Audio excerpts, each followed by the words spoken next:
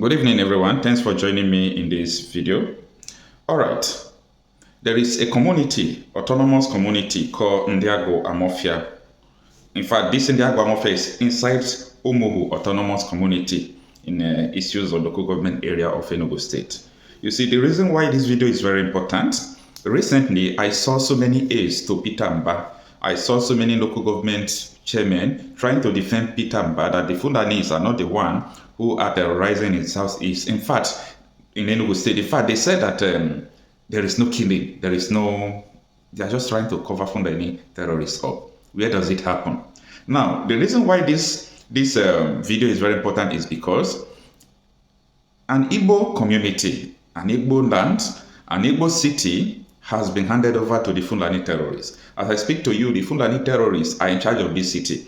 I want people to go and verify what I'm saying, because before I publish every news, I make sure that I put a call, because I don't have anybody that could go there. I only have people that I can call, okay? Now, there are a lot of people in issues of local government area that I have their contact, because this Fulani terrorist has been terrorizing in issues of local government area in Enugu State.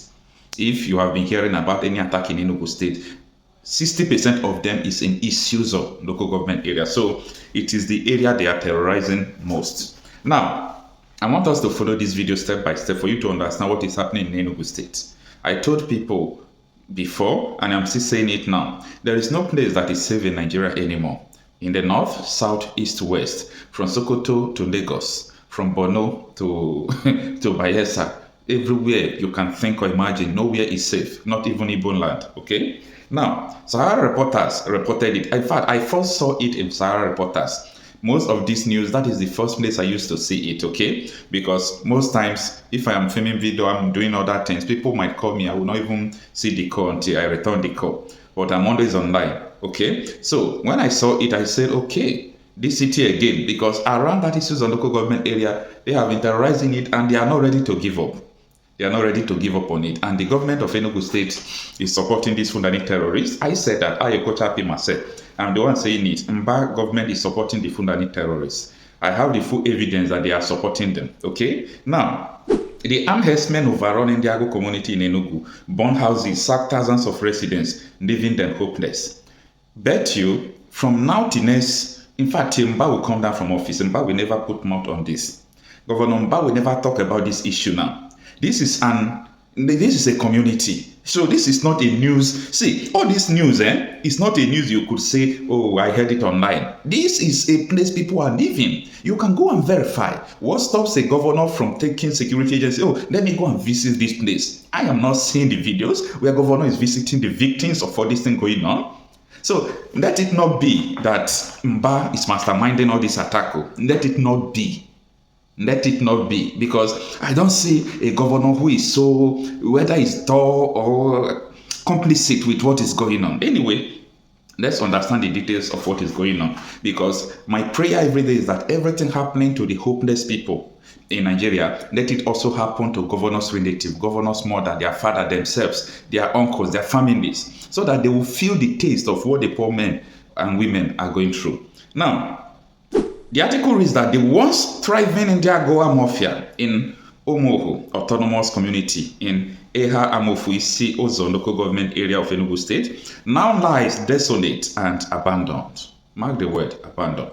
When they tell you that these people abandon their community, they abandon their community. And if they tell me that any Igbo land will leave their community for Fulani terrorists, I will say over my dead body, I won't believe that. But it is happening today. That Igbos are leaving their community for Fulani terrorists. Many people will say, Ofone. It is finished.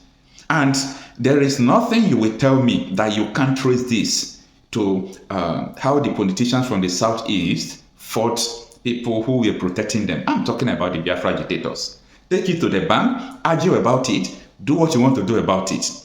Without people who are protecting, especially the ESN and Nnamdi Kanu formed. Nnamdi Kanu meant well for the people of Igbos. He knew what was going on, and he formed a vigilante group, and they were securing the bushes, everything. But they came against them. Okay, look at how Igbo land is, that people are leaving their community, leaving their town for Fulani terrorists. Now, Let me continue with the article. It says Sahara reporters learned that the marauding herdsmen set 2 houses ablaze, looted several others, and brutally killed the only child of the widow and a final year university student. The child's uncle was also shot, leaving the community in a state of shock and grief. The attack has rendered the residents homeless, and their hopes of returning to their ancestral homes hang in the balance. The village, once thriving agricultural community, now lies idle. It is farm settlement, abandoned and with dry leaves covered everywhere. When Sahara reporters visited Ndiagu Amofia, Omohu, on Monday on a fact-finding tour, no single residence was seen in the vast settlement as everyone had fled.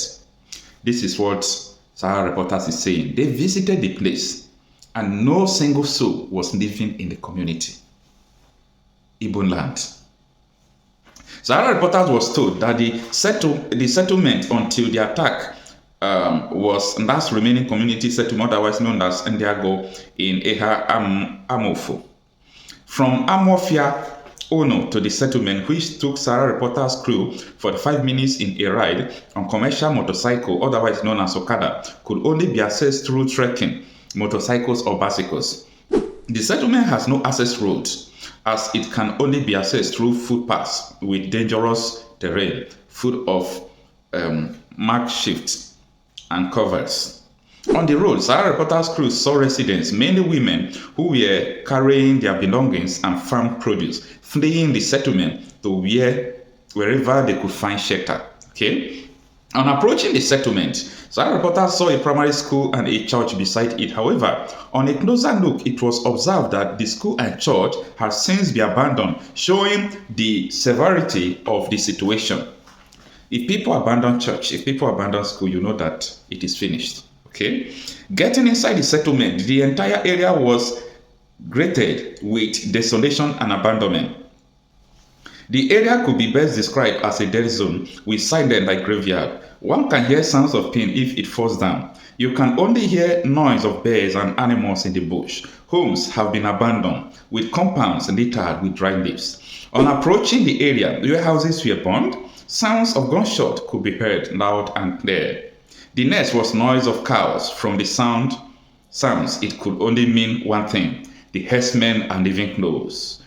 Discussion throughout the tour in the settlement was done in hushed voices. Our guide, who was one of the victims of the attack and the chairman of the Ndiagu Amofia village, led the way. At a point, he became afraid of going further and advised the crew to go back for everyone's safety. He took Sahara reporters' crew to houses that were burned. He was constantly moving, hide, and peeping to know whether there is danger before continuing. We are in a state of panic, said Mr. Godwin Chukwode Odo, chairman of Ndiagu Amofia village. They burned 2 houses, killed a final year university student and only child of a widow. I was targeted but escaped by hiding in the bush. My house was burned and my wife and newborn baby were forced to flee. The attack has left the community in a state of fear, with residents too afraid to return to their homes. As we speak, I have nothing left, Odo lamented. To eat, I depend on the generosity and kindness of people. I am currently squatting with a relation. It is disheartening that since the attack, no government agency has brought food or assisted us. Asked why the Fulani attacked them, Odo said, I don't know. We don't have problem with Fulanis, and this is the first we are witnessing the attack. On why the sudden attack, sacking the village settlement, he said, I don't know. Since the attack, some government officials are coming but have never heard anything from them thereafter. I don't know whether they came to know whether it is true or not. But you have seen houses they burn. My own houses was burned. They actually came for me, but I saw them from afar with AK-47 rifle. I followed backyard and ran inside the bush and hid. Let me stop the article here. You know, this is so emotional reading it. It lets you understand what is going on. And this is where I come to a conclusion that there is nothing that will make me to believe that Nigeria will work again. A nation where the terrorists, who are not even Nigerians, are in charge of the country. The governments are nothing to write about. These people control everything. There is something absolutely wrong. The Igbos, the little advice I have for you is that Biafra is your future. Ojukwu declared Biafra because of something like this so many years ago, and it's still morning to read. This is still early morning. So I think the quest for the actualization of Biafra state is inevitable. It's sacrosanct, because this is ethnic cleansing. You all will be wiped out. Don't say that I did not tell you. That is why everybody should join. See, everybody should join for call to release Nnamdi Kanu. Soludo was saying the other day that Nnamdi Kanu, that he disconnected to the security going on. Whether Soludo and co don't call this thing insecurity. All these Fulani killings, attack, burning of houses. So it is not insecurity again. Come on, something is wrong. Something is absolutely wrong. Who bewitch all these people now? Is it because of money or power? To the detriment of your people, that you people don't value lives again? This is terrible. It's unacceptable. Very, very unacceptable. And we can't continue like this. Nigeria need a total separation. If the country or the people living in it will see next 10 years. 10 years is too far. Everybody living in Nigeria, it will get to them. Either you said God forbid or God not forbid. And I do tell people that the green leaf should not mock or laugh at the yellow leaf falling. Because after the yellow leaf, it will still get to the turn of the green leaf.